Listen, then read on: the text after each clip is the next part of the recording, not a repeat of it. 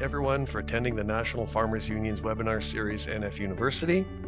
Our presenters today are Carl Negers and Ann Slater, and the topic is Government Agriculture Policy Capacity, Learning from the PFRA, Building a CFRA.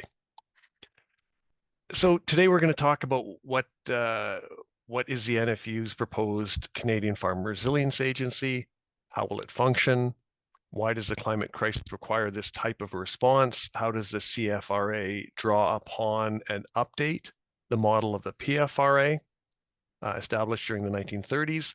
Our presenters will look back on the PFRA and the Dust Bowl of the 1930s and look ahead to a CFRA as a response to the climate change challenges of the 2030s and beyond. We have two fantastic presenters. Carl Negers has over 35 years of strategic policy and organizational alignment experience. He's worked with the federal government, serving as Director General for the Prairie Farm Rehabilitation Administration, Director General for PFRA.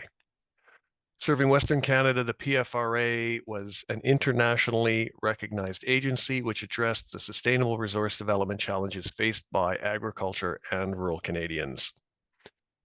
Ann Slater is an organic market gardener from the St. Mary's area in southwestern Ontario. For 35 years, she has supplied fresh organic vegetables to her community through the St. Mary's Farmers Market and CSA, a community-supported agriculture system. Ann is the NFU's past Vice President of Policy and currently an active member of the NFU's Climate Change Committee and its CFRA working group. She wants me to underscore that she is making her presentation today on behalf of committee members, and she was aided in the preparation of her presentation by the generous contributions of several NFU members that are part of the Climate Committee. So with those introductions, I will invite Carl to go ahead, share his screen, and begin his presentation. Thank you. Thank you, Darren. Appreciate it. Can everyone see that? Yes, we can. Okay, perfect. Thank you, everyone, for inviting me to this session. I appreciate it. I was invited on the premise that this is focused on the policy underpinnings of the PFRA, and I think it's really important when we talk about policy in general is that from a government perspective, regardless of what level of government we're talking about, policy tends to be driven by a certain need or a certain crisis. And in any given policy, the best well thought out policy can avoid some kind of collateral impact, in some cases even collateral damage.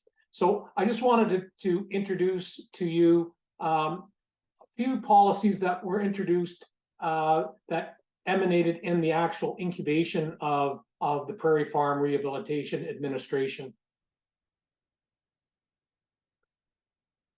So back in the early or the latter part of the 1800s, Eastern Canada realized that the Northwest Territories were somewhat vulnerable. Access to the Northwest Territories was very difficult. Certainly from Eastern Canada, crossing the Lake Superior or Lakehead as they refer to it was very difficult. They knew that there was a potential for a threat of the United States to annex the Northwest Territories. So there was a great debate regarding building a railroad.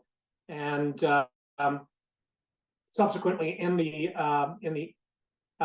early 1880s, there was a decision to actually implement the construction of a railroad, and that would improve access to Western Canada for military purposes, but also provide greater levels of transportation in the potential colonization of Western Canada.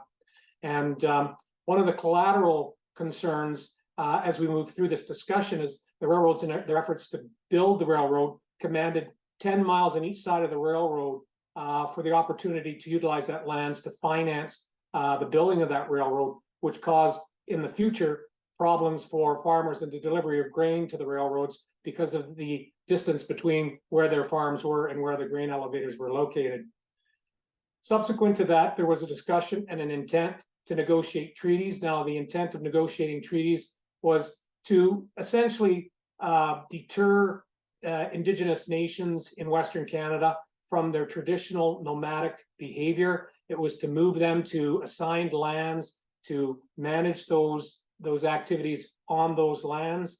And as we know, the treaties were signed, and as was suggested earlier, that the intent of those treaties was a bit misaligned in terms of what was said and then what was done. And we know from our history that there was plenty of collateral damage related to the negotiation and agreements over treaties. Subsequent to that, there was the development of the Dominion Lands Act. And essentially, the Dominion Lands Act was kind of mirrored after what was happening in the United States in the development of their Western lands, particularly on the Northern Great Plains.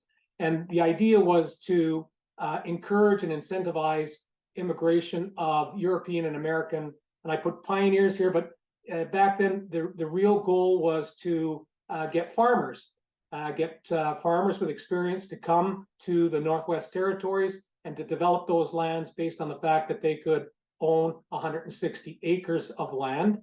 And the challenge in the incentivization of that policy is they would send emissaries to Europe and to the United States to recruit farmers, and those emissaries were paid or given compense based on the quota that they were assigned. And it was very difficult to get their quotas without including a lot of people who were not farmers, and a lot of people who did not have the wherewithal, but had the desire to own their own land. So the survey component, the Dominion Survey, was established to set up a framework, much like in Eastern Canada, where you could actually legally define the land and then legally sell that land and or provide deeds to that land to the individuals that were incentivized for their 160 acres. One of the challenges of survey is that the survey doesn't qualify the land. It only identifies it. So a lot of land that was corded off or was surveyed was not really good agricultural land. Ergo, we had a lot of individuals that were assigned land that should never have been cultivated, and they did more harm in the cultivation of that land than good. And as a result, it makes it very hard, both ecologically and from a profitability perspective, to actually sustain that land going forward.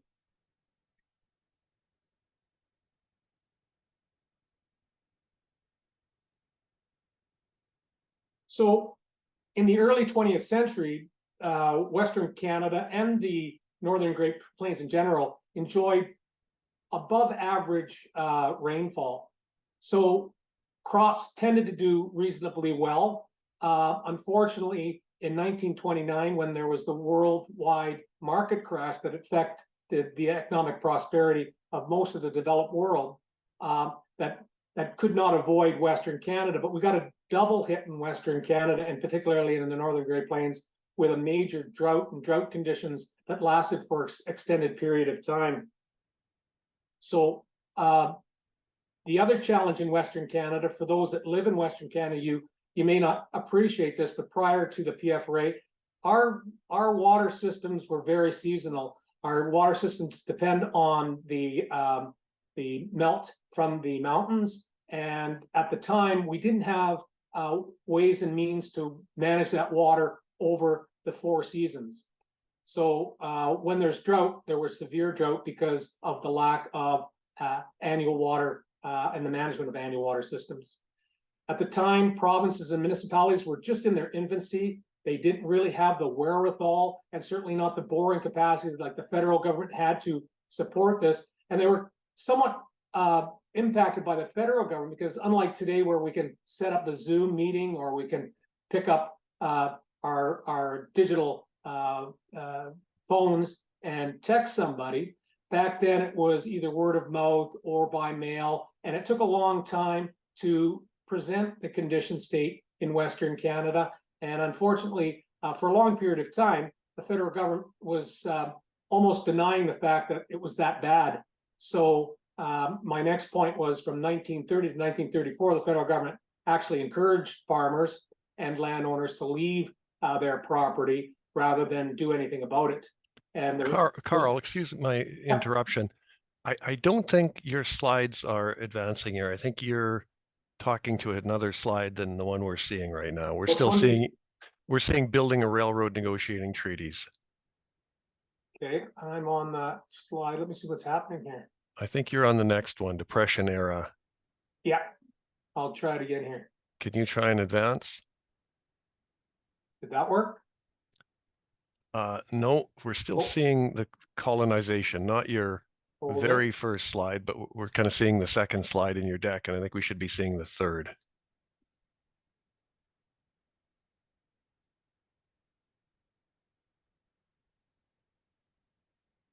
Says my screen sharing is paused. Okay.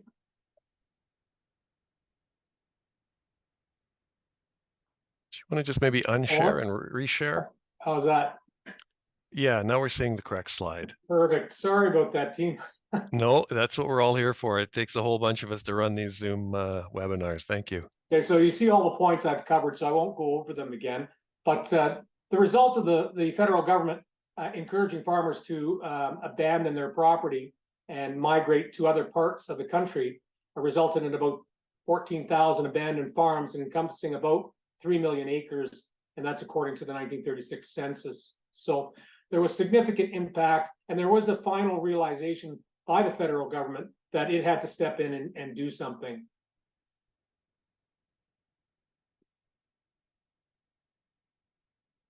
So in 1935, the federal government decided to enact the Prairie Farm Rehabilitation Act and introduced the PFRA to Western Canada. And it was somewhat married after the U.S. Army Corps of Engineers in the United States. The first and foremost priorities for the PFRA was to reestablish and relocate farm families on the prairies, where in Western Canada, particularly in Manitoba, Saskatchewan, and Alberta, could farmers who had experience on the prairies be relocated in a sustainable way so that they would have a chance at leveraging the opportunities in that eco region to their advantage, and to maintain the population base in Western Canada and stabilize and colonize the West, as was the intention with previous policy intentions in the late 1800s. For PFRA, it was looking at improving soil management rather than assuming all land was equal. What land was to be cultivated, what land was not to be cultivated, lands that were not to be cultivated, what could we do to preserve those lands in a sustainable manner? Ergo, we had the emergence of community pastures. What rotation and tilling types of technology are available so that we could minimize the impact of tilling methods that were eroding soil and increasing soil management into the future. What are the things that we could do on farm as it related to water systems management, like the development of wells, collective wells, individual wells, and what could we do to capture water using dugout technology? Then there was also a push to look at the regional water management systems. When water came from the mountains, how could we capture that water and maintain it for year-round use? So the strategic location of water control infrastructure, dams, and such, so that again, wasn't just for water for agriculture. I think PFRA and most governments realize that it's one thing to maintain the ecology, but the ecology must support the lifestyles and the interests of people in those areas. And water certainly is a critical resource for communities and people. And then wind management. What could they do to protect the land and the ecosystem and improve the ecology and potentially build habitat through the development of shelter belts?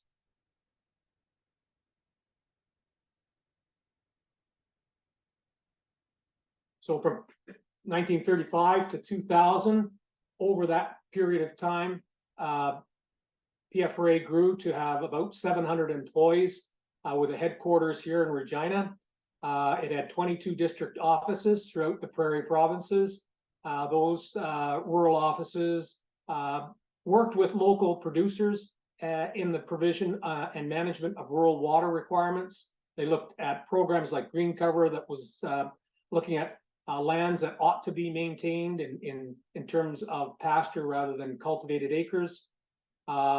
We had 64 community pastures, predominantly throughout Manitoba and Saskatchewan, equaling about 1.2 million acres of land. Community pastures were really an opportunity for mixed farmers or new farmers to develop their herds.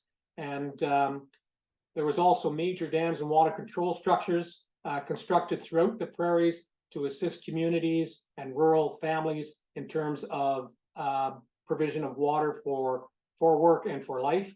There was applied research partnerships at Outlook Saskatchewan, looking at applied research opportunities, and producers would meet up with scientists to talk about things that they could do to increase irrigation in agriculture. And also in Carberry. In Carberry, it was more predominantly focused on value add, particularly in Carberry, the production of potatoes and vegetables. PFRA also had international partnerships through CETA, partnerships with Egypt in the area of water management and land development, in Ethiopia in terms of land development and water management, in the Ukraine, and in China. So that was PFRA probably at its height. Now, to be quite honest, from about 1950 to 1990, PFRA was almost in a hold mode because most of the work that was required under the PFRA Act had been completed.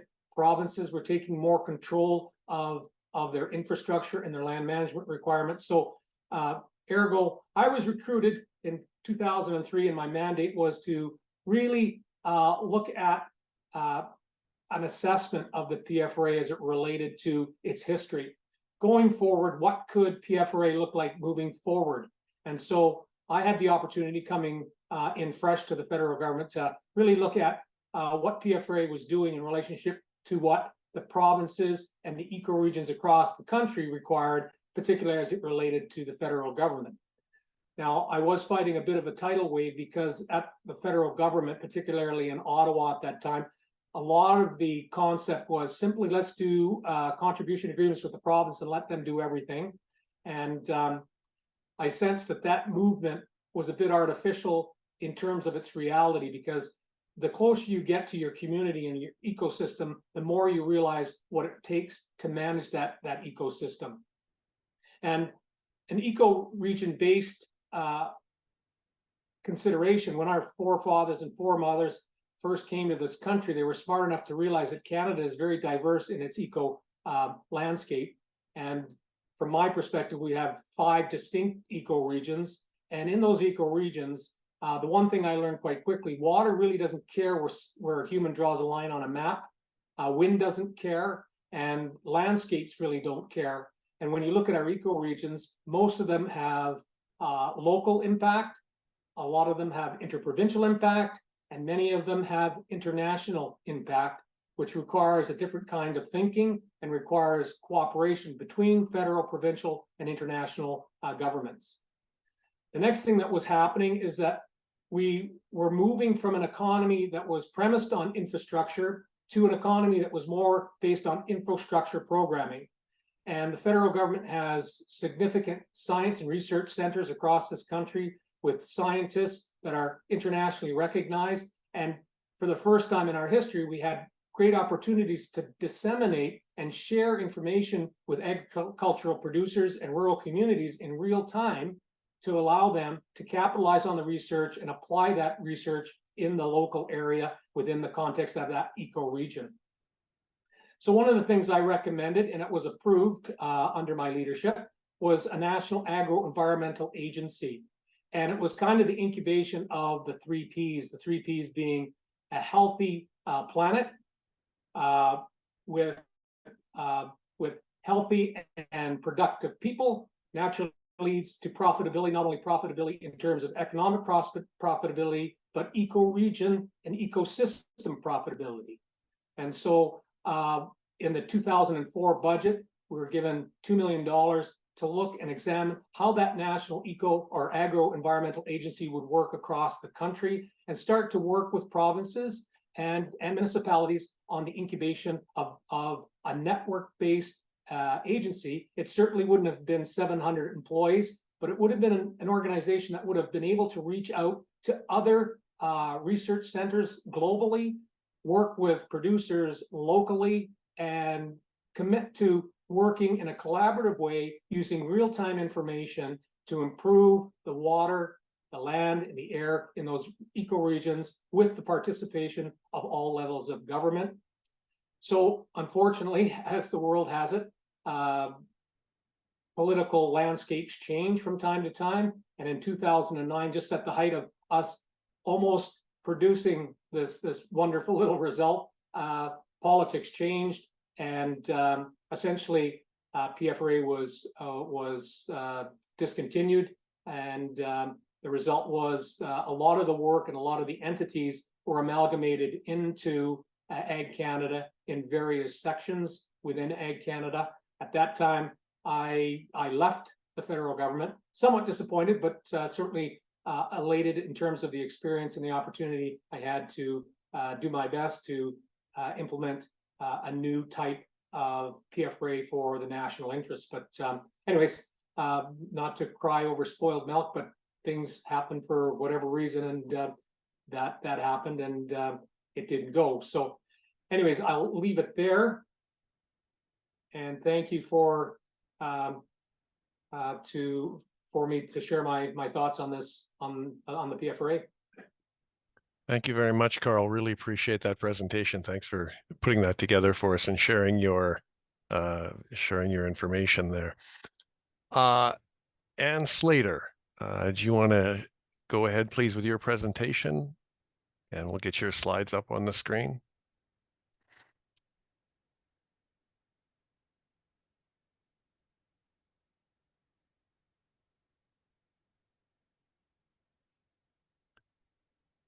We're not seeing that in presentation mode yet, or is it in? Oh, that's it right there. 100%. Thanks. Please go ahead, Ann.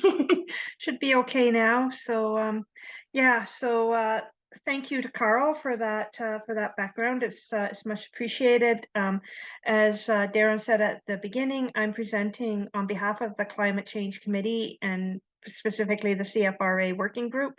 This presentation is a joint effort, and special thank you to Joanne, Rick, and Lyndon for your input on the presentation. So I'll be saying CFRA just to be clear. That stands for the Canadian Farm Resilience Agency, which is an NFU idea. So and we'd like to see move forward. So Carl's given us some history of the PFRA, and I'd just like to mention a few things that we've as farmers working on the Climate Change Committee. Our vision for CFRA is modeled on the PFRA, the Prairie Farm Rehabilitation Administration, and some things that we have learned from looking into the history of the PFRA are the importance of trust and respect between researchers, government staff, and farmers. Trust and respect that works both ways, learning from farmers, sharing with farmers, and trust and respect that comes from staff working in the interest of farmers first. The PFRA, to us, is a model of how governments can organize, build capacity, provide coordination and leadership, and intervene effectively to aid in the transition in the face of environmental and socio-economic crises. The kind of environmental and socio-economic crises that we can expect with the changing climate. The NFU believes that a 21st century nationwide super PFRA is needed to respond to the current climate emergency. So the challenges, better change the slide. The challenges we face, Canada has committed to reducing emissions by 40% by 2030 and reaching net zero by 2050. As farmers, we're going to need to adapt to growing food in an ever-changing climate, and we need to continually reduce our greenhouse gas emissions. These challenges will only intensify with each passing year, as the easiest reductions will come first. In agriculture, there are 3 gases: carbon dioxide, nitrous oxide, and methane, that we need that contribute to greenhouse gas emissions. And they come from multiple pathways, from fossil fuel use, from animal digestion, from fertilizer application, from changes in land use, etc. And they come from over 200,000 farms of various types, scales, and location across Canada. As we see it, Ag Canada needs to increase its capacity. It has limited presence in the countryside, limited ability to design and deliver programs. It needs to have much more capacity to help farmers make the changes that need to be made. From the most recent NFU agricultural emissions report, which was published in August of 2023, some of our conclusions. Canadian agriculture emissions are high and then they're increasing. The main drivers for the increase in the rising rates of emissions are synthetic nitrogen fertilizer use, land use changes, and the use of diesel fuel. We need to act. Often we hear that there needs to be more data, or we can't act until we get more data, but we've got an emergency. We have a climate emergency. We need to start acting rather than just waiting and delaying. So what do farmers need? We're a farm organization. The droughts of the 1930s, as Carl has pointed out, revealed the limitations in farming practices of that era, and the governments responded with the PFRA.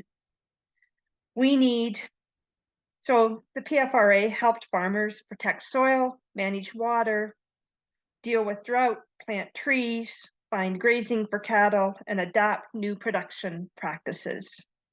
Farmers need an equally well-resourced and coordinated actions today that are updated for the 21st century. Thus, our new national 21st century version of the PFRA, known as a CFRA.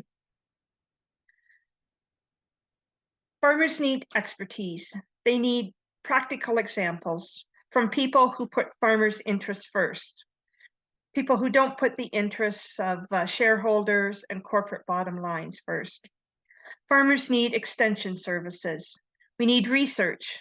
We need data collection, all collected and undertaken in the public interest. We need support to make major changes in farming practices. Just like during the environmental crisis of the 1930s, farmers needed to make major changes in their farming practices. We're going to need that kind of major changes, both to adapt to the changing climate and to decrease our greenhouse gas emissions. We need to move from a linear model of farming to much more circular models of farming. We need appropriate resources. We need staff capacity. We need institutions. We need leadership. So we've looked at the current off-calf model, which is what the federal government is offering us now. Off-calf stands for the On-Farm Climate Action Fund. And for off-calf, Ag Canada handed off the program design and delivery to third parties. They simply didn't have the capacity to do that themselves.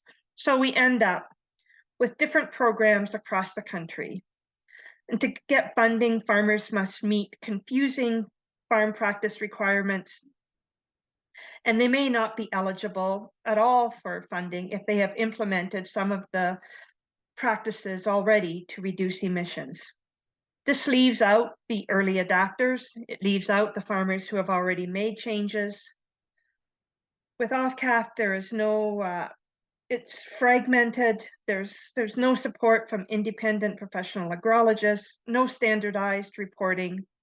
And most importantly, it does not build long-term capacity to address our current climate and ecosystem emergency. In our vision of a CFRA, it would be almost the opposite. It would have a centralized administration with regional hubs, extension offices, and demonstration farms across the country.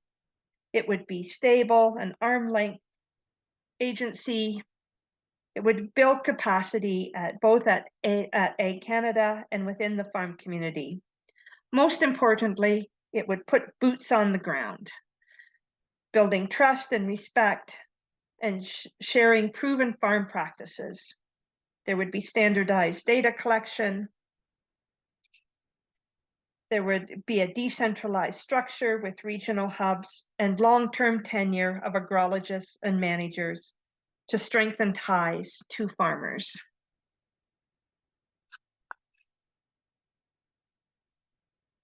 So a CFRA could offer crucial services to achieve emissions reduction and climate adaptation, data collection and sharing, research, outreach, and education.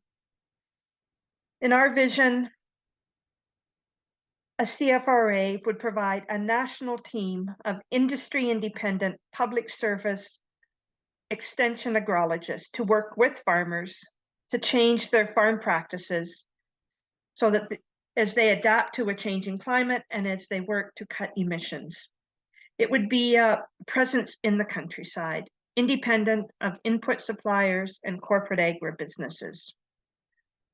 A CFRA and a national team of public service agrologists can help facilitate research, collect and share data, provide free, universal, consistent soil testing, create demonstration farms.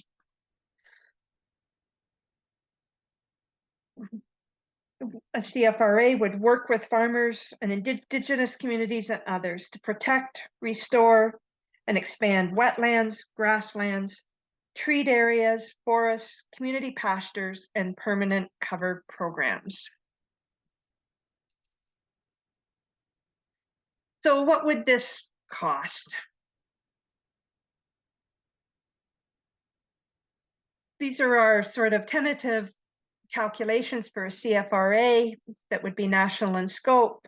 We would be looking at 1,500 CFRA agrologists to support 150 million acres of farmland in Canada. These additional 1,500 agrologists would represent a 30% increase to current Ag Canada staffing levels. And over time, we expect that the workforce could grow to 2,500 people by the time you add managers and support staff. A staffing level of 1,500 to 2,500 agrologists would require an investment of $375 to $563 million per year. This represents an investment of approximately $2 to $4 per acre of farmland. And just to, we don't have it on the slide, but just to think about that, this expenditure would represent about 0.5% of gross farm revenues in Canada. And it would help safeguard a significant fraction of the 100 billion in revenues, in national farm revenues. We currently spend upwards of 3.5 billion per year for crop insurance, for agri-stability, for ag recovery, and other business risk management programs. Under investing in capacity at Ag Canada could cost Canada and its food systems hundreds of billions of dollars this century. So the investment would help protect as we've noted, that would help protect the farm revenues across Canada. So how would a CFRA work? In our vision, a CFRA would be about farmers and CFRA representatives working together, very much a boots on the ground approach. When we looked at the history of the PFRA, we realized how important that boots on the ground approach was. So CFRA would provide independent analysis and advice that is, as we've said before, suppliers.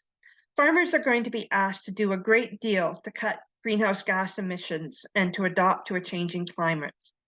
Farmer efforts must be led, inspired, and supported by maximum government efforts. A CFRA can provide this boots on the ground approach along with coordination, integration, and collaboration with researchers, with other farmers, with other agencies, between farmers, and among farmers. So what activities have we undertaken so far within the Climate Change Committee to support a CFRA? We started with a resolution that was passed at the 53rd National Convention last November. That's how we develop NFU policy, is through resolutions and discussions and debate at our convention. We have a Climate Change Committee. We've done outreach to various sectors and organizations to sign on to support for the implementation of a CFRA. We've had discussions with selected federal politicians and academics to gather input to inform our idea. And as Darren noted at the beginning, this session is to help with the lobby day that is coming up towards the end of November in Ottawa. So our next steps as a committee are to maintain the momentum to continue to gather support from all levels of government, to establish additional connections with the research committee, with the research community, to continue to lobby federal politicians. We've asked members to do that individually with their own MPs, but more importantly, during the upcoming lobby day in Ottawa, we're working on promoting consistent processes for efficacy testing of agricultural amendments, ongoing research and information sharing, and to all of this to helpfully position Canadian farmers to adapt to climate change and to reduce greenhouse gas emissions to meet the challenges we have. So a couple of resources. Number one, to find the work we've been doing as a climate committee, and as Darren's been doing, Murray's been doing, John's been doing. You can visit the nfu.ca campaign/climate change. We have the link there for the work that Ag Canada's doing, OFCAF, and our resident expert on the history of the PFRA, Rick, has suggests that Men Against the Desert, the history of the PFRA by James Gray, is a great resource to learn more about the history of the PFRA. So I think that that's the end of our presentation. We welcome questions, we welcome comments, and we thank you for joining us today. And we hope that some of you are planning to attend the lobby day at the end of November. So thanks. Thank you, Anne. That was a fantastic presentation. Thank you very much, and thank you to you as well, Carl.